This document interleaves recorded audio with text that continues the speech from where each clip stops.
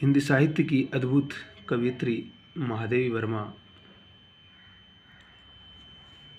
जब भी आप पढ़ेंगे आपके भीतर एक आत्मविश्वास की मजबूत रेखा खिंच जाएगी।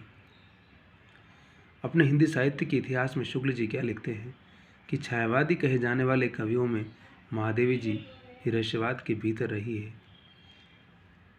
बाद में महादेवी पर जो कुछ भी लिखा उसे इसी वाक्य का भाष्य समझा जाना चाहिए। तो शुक्ल जी उनको रहस्यवाद के अंदर रखते हैं। वास्तविकता तो यही कि वो और जो चाहे कुछ भी हो रहस्यवादी नहीं है। वे अंधेरे से जूझती हुई निष्कंप दीपशिखा है। प्रिय और प्रीतम शब्द परमात्मा के प्रतीक नहीं है, वे उन्हीं के व्यक्तित्व के अंग है।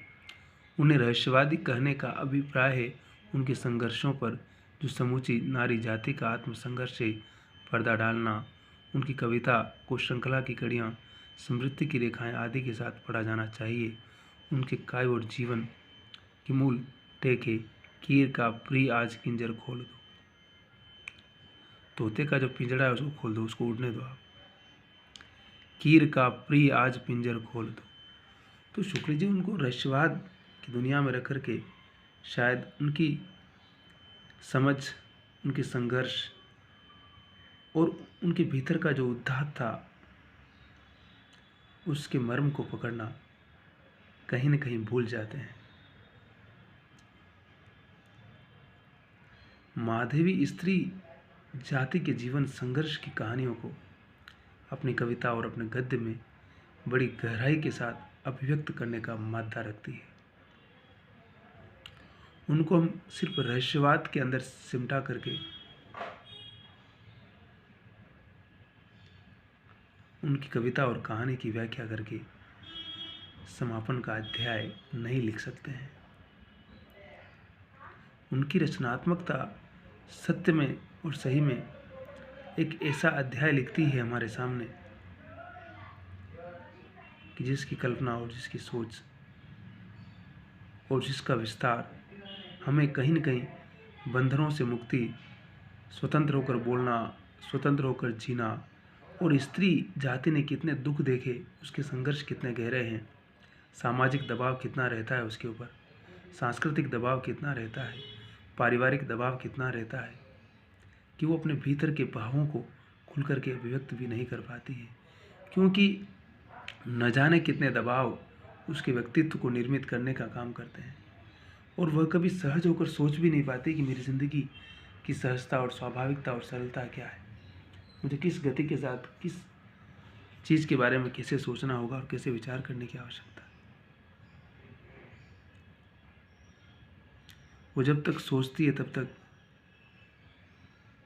शायद चीज़ें उसके हाथ से निकल जाती है, उसको अनैतिक करार दिया जाता है, उसको रंडी करार दिया जाता है, उसको न जाने कितने कितने इस प्रकार के पदनाम और इस प्रकार के नाम करके उसकी सामाजिक महत्ता को खत्म करके उसके व्यक्तित्व को कुचल करके नष्ट कर दिया जाता है।